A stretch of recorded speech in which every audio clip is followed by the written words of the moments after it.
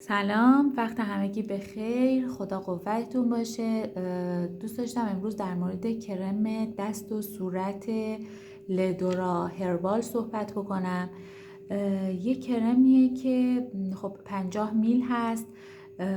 از نظر مرطوب کنندگی خب یه کرمیه که همه میتونن استفاده بکنن، یعنی بچه‌ای که به دنیا اومده چون کاملا گیاهیه تا یک پیرزن یا یک پیرمردی که 70-80 سال سن داره میتونه ازش استفاده بکنه، هم به دستش هم به صورتش. اگه جایی پشه زدگی باشه، اگه مثلا اصلاحی کرده باشه، خارش بخواد اومده باشه، میتونه استفاده بکنه.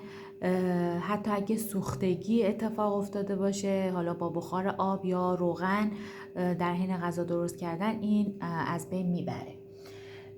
داخل این کرم روغن بادام هست که سرشار از ویتامین B، E و A که مرطوب کنندگی و رطوبت رسانیش خیلی عالیه و خب جوانسازی هم داره. یعنی شما زمانی که دارید استفاده میکنید، اگه چین و چروک روی پوست دست شما باشه، کاملا از بین میره به مرور زمان. روغن زیتون داره که خب ضد پیری هست. روغن کنجد داره، ضد التهابه و ویتامین ای داره برای رفع چین و چروک پوست دست و صورت هست. گل بنفشه داخل این کرم هست که تسکین دهندگیه، یعنی درد و سوزش رو اینا رو از بین میبره. موم زنبور عسل داره، در برابر آفتاب اون تیرگی که روی دست یا صورت به وجود میاد رو از بین میبره. و خب روغن کرچک داره که اگه کسی آکنه یا اگزمای پوستی که بخواد روی دستش یا روی صورتش به وجود اومده باشه، اینا از بین میره.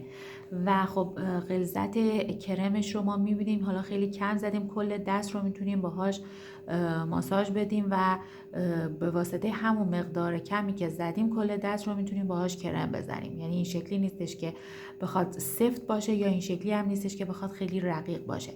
بعد از 1-2 دقیقه حداقل مثلا کرم زدن، این کرم کاملا جذب پوست میشه، هیچ چربی رو شما احساس نمی کنید، انگار آبرسانی کردید به پوستتون و یه پوستی بسیار و به شدت نرمی خواهید داشت، هم صورت هم دست و حتی به پاهاتون هم میتونین بزنید، جایی که مثلا ترک پا هم اگه باشه میتونین بزنید.